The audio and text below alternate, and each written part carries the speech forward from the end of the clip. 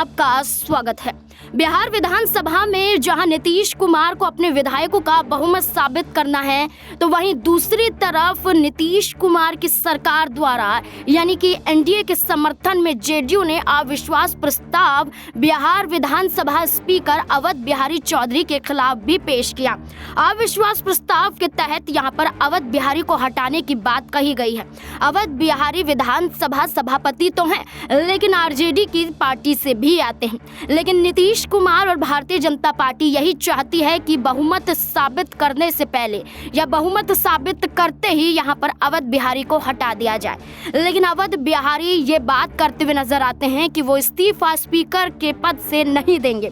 इतना ही नहीं, आरजेडी सांसद मनोज झा ने सुप्रीम कोर्ट का हवाला देते हुए ये कहा है कि यहाँ पर कोई वोटिंग के आधार पर नहीं, बल्कि सदन में मौजूद 122 विधायकों का बहुमत यहाँ पर चाहिए कि आप यहाँ पर स्पीकर को हटा सके। इतना ही नहीं, मनोज झा क्या कुछ कहते हुए नजर आए, देखिए जरा। आप सब लोगों के माध्यम से कुछ महत्वपूर्ण पहलुओं पर मैं आपके बीच आया हूँ। ये विधायी पहलू है, ये संविधान के पहलू है।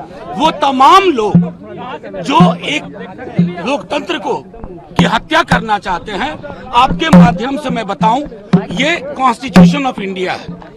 इसके आर्टिकल 179 में स्पीकर को हटाने की व्यवस्था का उल्लेख है, जिसमें ये कहते हैं कि उन्हें हटाया जा सकता है, रेजोल्यूशन जो किया चुका है, majority of the all members of the assembly.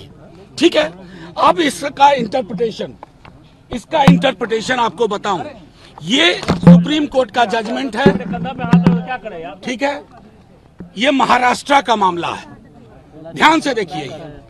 और ये नबम रेबिया अरुणाचल का पूरा मामला है। ये नबम रेबिया अरुणाचल का। मैं आपको चाहूंगा आपके माध्यम से कि तमाम स्टेक होल्डर्स जो कल से इस विधायी महत्वपूर्ण पहलू पर फैसला लेंगे, चाहे कोई हो, स्पीकर साहब हो, सीएम साहब हो, उनके एडवाइजर्स हो, वो ये दोनों फैसले पढ़े।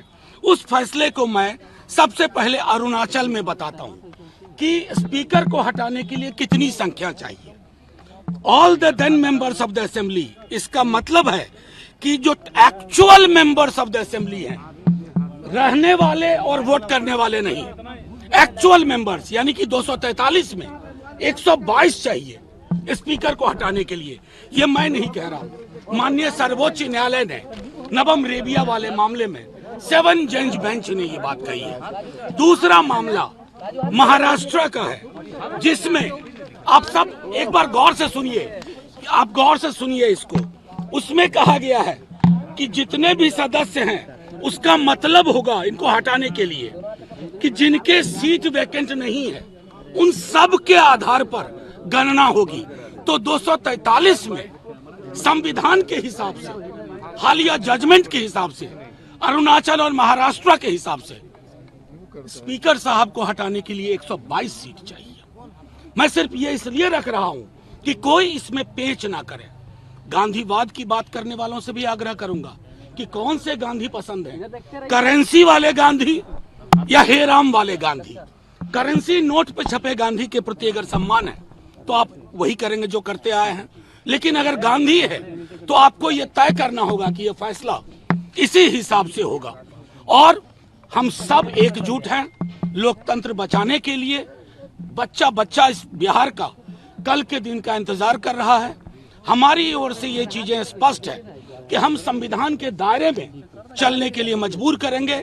सुप्रीम कोर्ट के जजमेंट के आलोक में चीजें चाहेंगे और सुप्रीम कोर्ट के आलोक में निर्णय होगा। हमारा पूरा विश्वास है, क्योंकि अभिभाषण के बाद कार्यावली में पहली चीज स्पीकर साहब के खिलाफ अविश्वास प्रस्ताव है।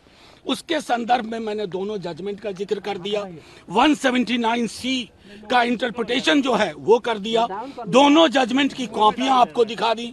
मैं चाहूंगा कि सरकार में जो एडवाइजर्स हैं और जो बड़े बड़े लोग हैं, स्टेक होल्डर्स हैं, वो सब गौर से देखें, पढ़ें इन फैसलों को और उसके आधार पर बिहार में और देश में लोकतंत्र के लिए एक संदेश दें। इंडिया के पास जो है आप लोग जो कह रहे हैं जिस तरीके से एनडीए के पास नंबर है, आप लोग माहौल बनाए हुए हैं, आखिर माहौल के पीछे वजह क्या है? नहीं देखिए, आप बिला वजह कह रहे हैं, माहौल हमने नहीं बनाया। आप अंदर में आपने रुकवाया है? नहीं, हम तो कम से कम कार्यशाला के नकली नाम से नहीं ले गए। हम तो अपने विधायकों, हम तो उनमें से नहीं जिनके यहाँ भोज में लोग नहीं पहुंचे। हमारे सारे विधायक, महागठबंधन दल के सारे नेता हैं, सब मेरे साथ खड़े हैं। ऐसी एकजुटता है, और वो एकजुटता सिर्फ मैं इसलिए तो आपको संदेश मैंने सर्वोच्च न्यायालय के इस जजमेंट को आपके सामने रखने का उद्देश्य एकमात्र था। आप लोग कुछ भी इसका इंटरप्रिटेशन करें। सरकार को अविश्वास प्रस्ताव स्पीकर पर पास कराने के लिए सर्वोच्च न्यायालय के निर्देश के अनुसार 122 सदस्य। मनोज झा ने सीधे तौर पर यह कहा है कि आप अवध बिहारी चौधरी जो विधानसभा स्पीकर हैं उसे हटा नहीं सकते और नीतीश कुमार की सरकार गिरती हुई नजर आएगी।